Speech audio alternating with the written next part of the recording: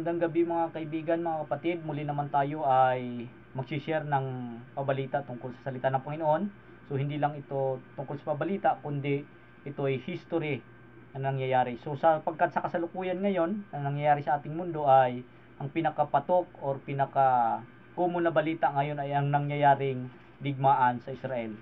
So mga kaibigan, hindi na ho bago yung digmaan na nangyayari sa Israel, sapagkat simula pa lamang ng nag-exist or sumulpot o simula pa lamang itong Israel ay nagkakaroon na ng digmaan. Kahit sa Old Testament ay may mga digmaan na nangyayari. So bakit nga ba nagkakaroon ng digmaan?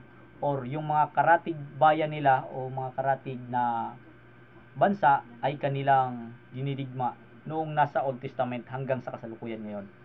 So saan ba nga ba nag-ugat ang conflict sa panahon ngayon sa kasalukuyan? So kung makikita natin sa YouTube, sa mga Facebook o sa mga balita, so ang pinagmulan ay kung saan ay ang salakay ng Hamas doon sa Israel. So sinira nila yung pader, yung boundary, at pinagpapatay nila ang mga Israelites. So sa araw ng Sabado, sapagkat alam nila ng Hamas, ng mga Palestinian, na sa araw ng Sabado na yan ay ang mga Israel ay nagsasamba na mamahinga, hindi sila ready sa pakikipagdigma.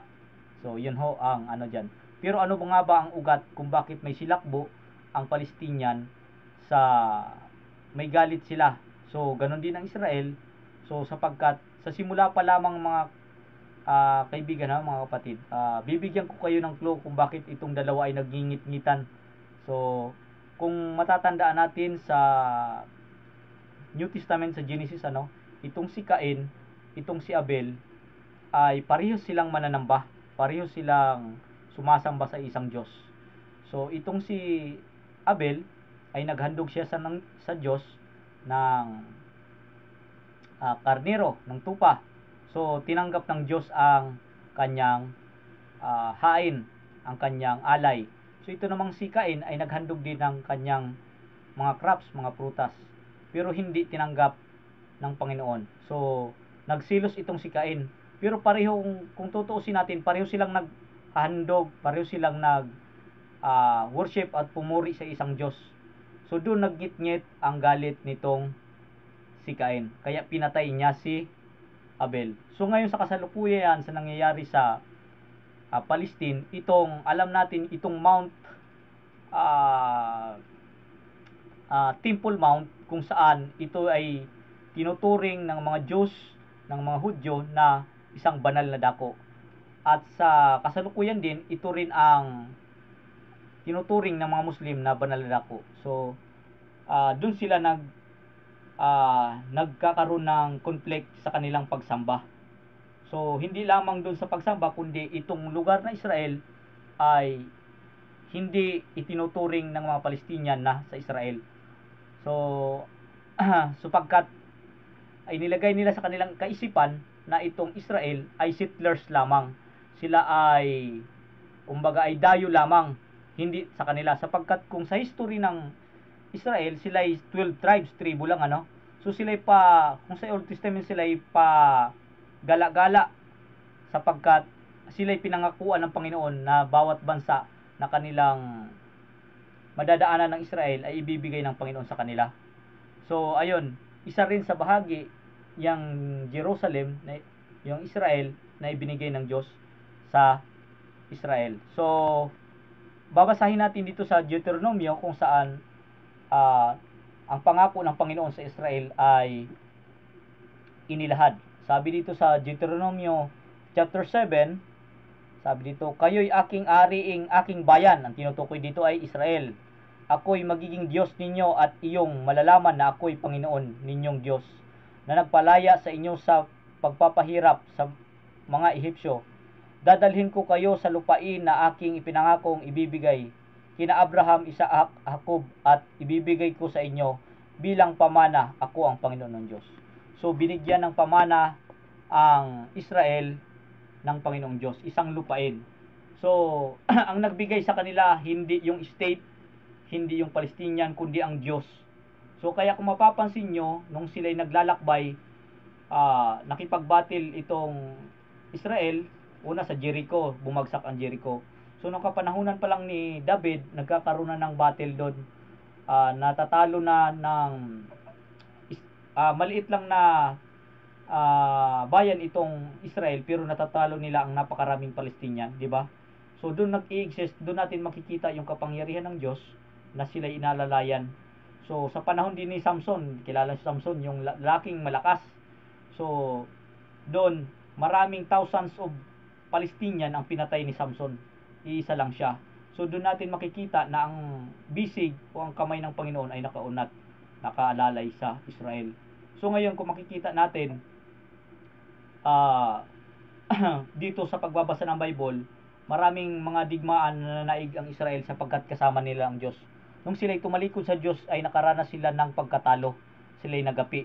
So sa panahon ng Babylon, so sila'y natalo hanggang una muna pala sa Egyptian na naging slave sila doon, and then nakalaya sila sa pamamagitan ng Panginoon at ginamit si Moses, at naging slave sila sa Babylon hanggang sa Roman. Maraming imperyo ang sumakop din sa tawag nito sa Israel.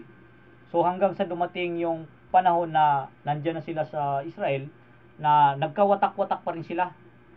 Napunta sila sa mga sa mga iba-ibang bansa, mga 1800s, doon sila na scattered sila. Tapos ngayon bumalik ulit sila doon sa Israel. So dumating din ang panahon na muli silang nag-scattered nung nagkalat sa buong mundo nung pinagpapatay sila ng German na si Hitler. So yun.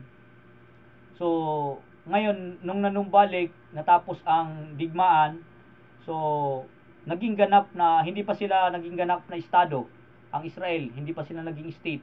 So naging state lang sila noong May 14, 1948. So naging estado na sila, naging ganap na isang bansa. So naging totoo yung katuparan ng Panginoon na gagawin ko kayong isang malaking bansa. So yung pangako ng Panginoon, sabi niya, bagamat kayo'y maliit na bansa, so kayo ay pagpapalain ko at ipapakita ko ang aking kapangyarihan. So kung makikita natin, maliit lang na bansa ang Israel. So nagkaroon ng yung alam natin yung Muslim country na kapaikot sa kanya, napakalaki. So nagkaroon ng tinatawag na 6 days of war noong 1967. So kung saan itong Jordan, itong mga nakascattered sa kanya, nakapalibot sa kanya na mga bansa ay kanyang dinaig sa loob lamang ng 6 na araw. So doon makikita na hindi sila pinabayaan ng Panginoon. So itong dalawang religion, itong Islam at ng Diyos, ay iisa lang, kinikilala nilang pareho nilang ama si Abraham na father of faith. So pareho silang kumikilala sa isang Diyos, pero itong isa tinatawag nila ang Diyos na si Allah. Ito namang isa ay tinatawag nila, ang Diyos nila ay iisa lang din, itong Hudyo. Pero makikita natin kung saan yung totoong dalang aral nila. Itong libro na ginagamit ng mga Diyos, ang Torah, so ay kung i-search natin sa Google, mas matagal na, mas matanda na yung Bible kumpara sa Quran. So kaya mas kapanipaniwala yung Bible, yung banal na kasulatan na dinadala ng Israel. So tayo bilang isang mga Kristiyano, paano natin malalaman na tayo nga ba'y bayan din ng Diyos? So yun ang katanungan. So sapagkat ang Israel ay tumalikod, sabi nga nung dumating ang Panginoong Jesucristo, ay sila hindi nila kinilala si Jesus Christ as a prophet, as a God, kundi itinuring na lang itong tao. So hindi nila pinaniniwalaan. Ngunit yung mga apostol, nagpatotoo na si Jesus Christ ay Diyos. Kaya nung sa panahon ng Jesus Christ, nung bumaba siya, so marami rin mga Hudyo na nahati. Yung iba ay naniwala na si Jesus Christ ay yung Messiah at nakapagligtas at ang Diyos. So yung kabilang side, mas marami rin ang hindi naniwala na si Jesus Christ ay Diyos. So kahit yung mga apostol ay mga Hudyo rin yon, yung mga nagsulat ng New Testament ay mga Hudyo yon, mga Diyos sila. So naniniwala sila na si Kristo ay Diyos. So itong Muslim at ang Hudyo ay parehas hindi naniniwala na si Kristo ay Diyos. So doon sila magkapareho. So tayo bilang Kristiyano, naniniwala tayo na si Jesucristo ay Diyos. So bakit nga ba tinawag na ng Panginoon o ng banal na kasulatan na sila ay tumalikod? So sapagkat sila naman ay masunurin sa kautusan at mga pinagbabawal ay sinusunod nila. Sila ay pinangakuan ng Diyos at sila ay inalalayan at natadaig ang mga bansa. So subalit sa isang pagkakataon ay hindi nila kinalala ang Misaya, ang Diyos na tapagligtas. Kaya tayo bilang isang Kristiyano, kung tayo sinasabi nating kilala natin ang Diyos, pero hindi natin kinikilala si Jesus Christ as God and Savior, so doon tayo magkakaroon ng conflict. So sapagkat hindi tayo iiba doon sa Hudyo. So kung sila ay pinangakuan, tayo na mga hintil ay hindi pinangakuan, so mas lamang pa rin sila kasi sila ay sumusunod sa kautusan. Tayo, kung tayo Kristiyano tapos hindi tayo sumusunod sa kautusan ng Diyos, tapos hindi pa tayo sumusunod na naniniwala na si Kristo ay Diyos, so dalawang puntos. Una, hindi mo sinusunod ang utos, hindi ka pa naniniwala kay Kristo bilang Diyos, so malaking wrong na, malaking ikis na.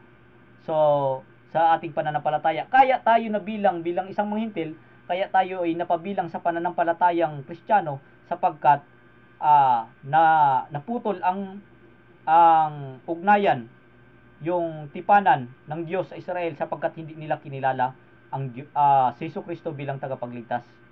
So sabi, dapat nga ba tayong magmayabang sapagkat naputol ang ugnayan ang Israel, ang totoong sanga, at tayo dinugtong. So wag nawang mangyari sapagkat kung hindi sana nabali ang sanga at hindi tayo sana idugtong. So babasahin natin dito ang passage dito sa Romans chapter 11 verse 15. Sabi ito, sapagkat kung ang pagkatakwil sa kanila ay siyang pakikipagsundo sa sanlibutan. So naitakwil sila. Ano pa kaya ang pagtanggap sa kanila kundi buhay mula sa mga patay? So ang nais din ng Diyos ay sino yung tinatawag dito na tinakwil? Yung Israel. So kung sila ay naitakwil, so hindi naman lahat naitakwil sapagkat may ilan na naniniwala na si Kristo ay Diyos. Tulad ng mga apostol. Maraming mga apostol, maraming mananampalataya noon na mga Hudyo na Kristiyano. So kung ikaw ay hintil, hindi mo pwedeng hintil ka na nga, hindi ka pa naniniwala kay Kristo na Diyos, kasi sinasabi mo lang Kristiyano ka, so hindi yun pointed na ikaw ay naidugtong sa totoong sanga. Sabi nga dito, sapagkat kung ang pagkatakwil sa kanila ay siyang pakikipagkasundo ng sanlibutan, ano kaya ang pagtanggap sa kanila kundi buhay mula sa mga patay? Kung ang masamang inaalay bilang unang bunga ay banal, tinutukoy dito Israel, ay gayon din ang buong limpak, at kung ang ugat ay banal, gayon din ang mga sanga. So kung itong Israel ay tinawag silang mga banal, sapagkat sila sumusunod sa kautusan, ano pa kaya yung sanga? So balit kung ang ilang mga sanga ay nabali, so ilan, pag sinabing ilan, hindi lahat.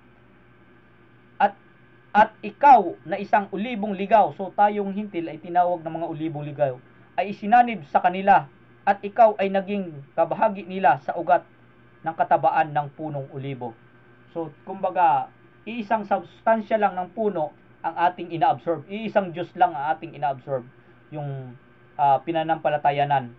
So ito yung pinakapundasyon natin na iisang Diyos.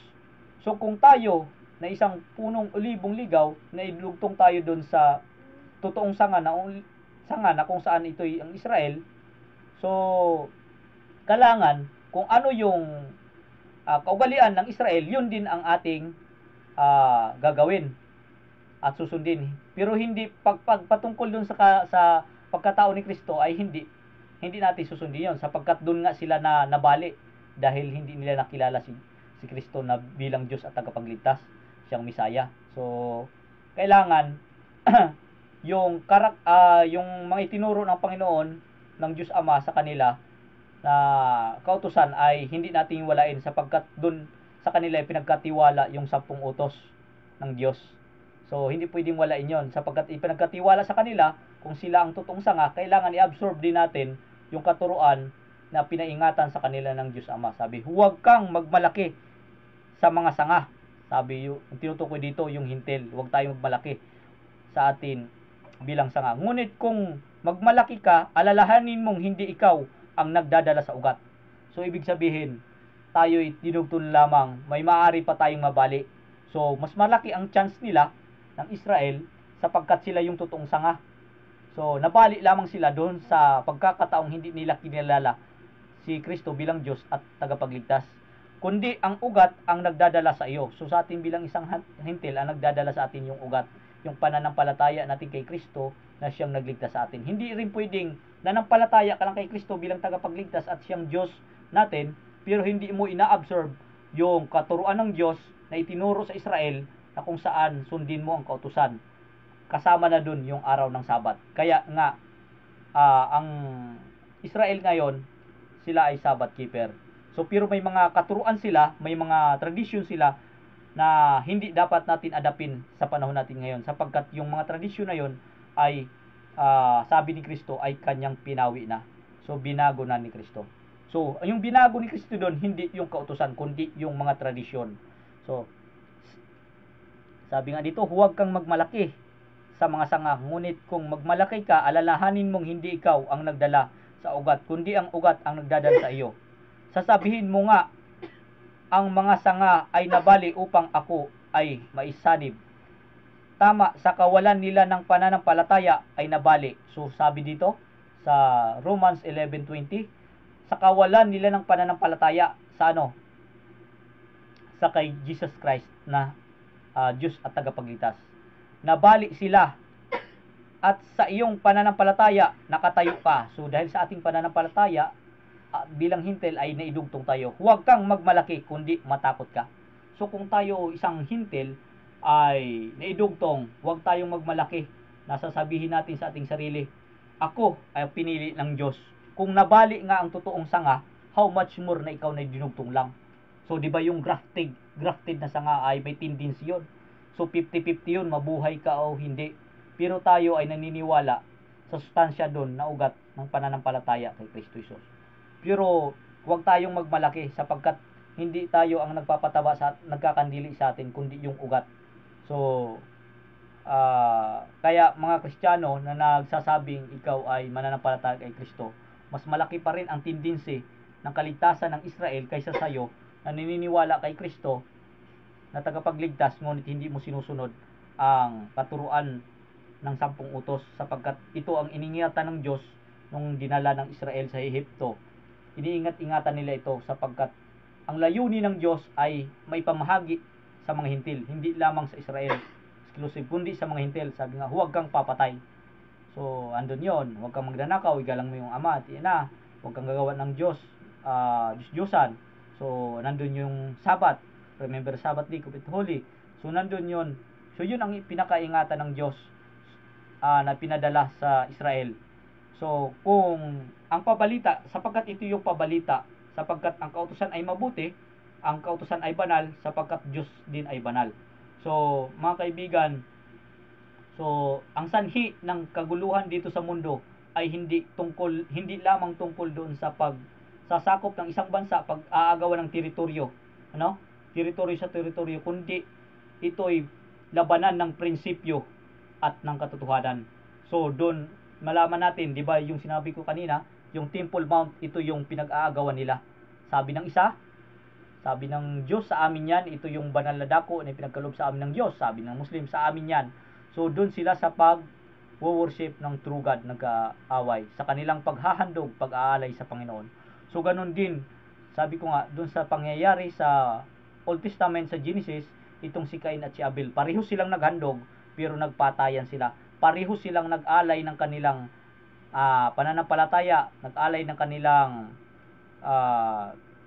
offer sa Diyos ng kanilang hain, pero nagkaaway sila. So, ganun din ang Muslim at ang Diyos, ang Hudyo ay nag-away sila. Pareho naman silang mananampalataya sa isang Diyos. So, kaya, pero isa lang ang tatanggapin ng Diyos ng pananampalataya sa kanila. So, isa lang ang katanggap-tanggap doon.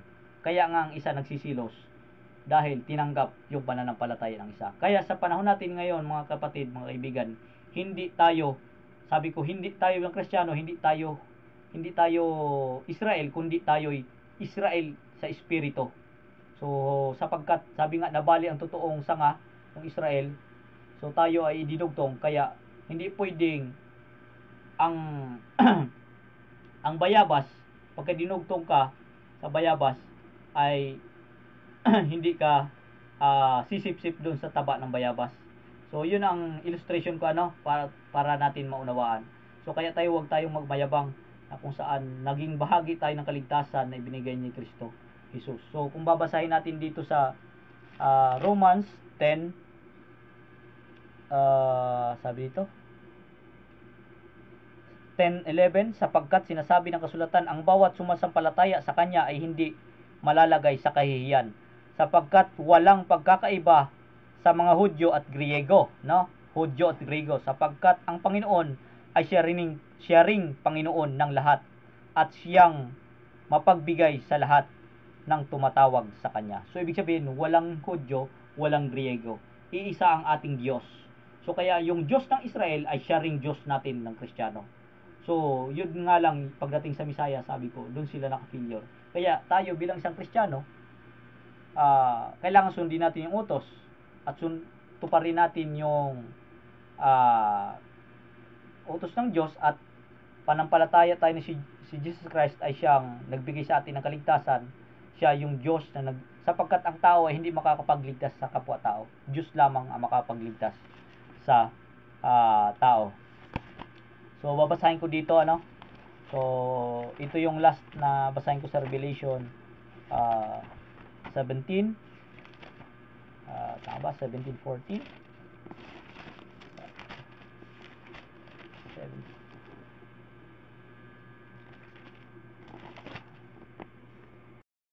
Yung last verse na bibigay ko sa inyo, mga kaibigan, sabi dito sa Revelation chapter 14 verse 12, narito ang panawagan para sa pagtitiis ng mga banal.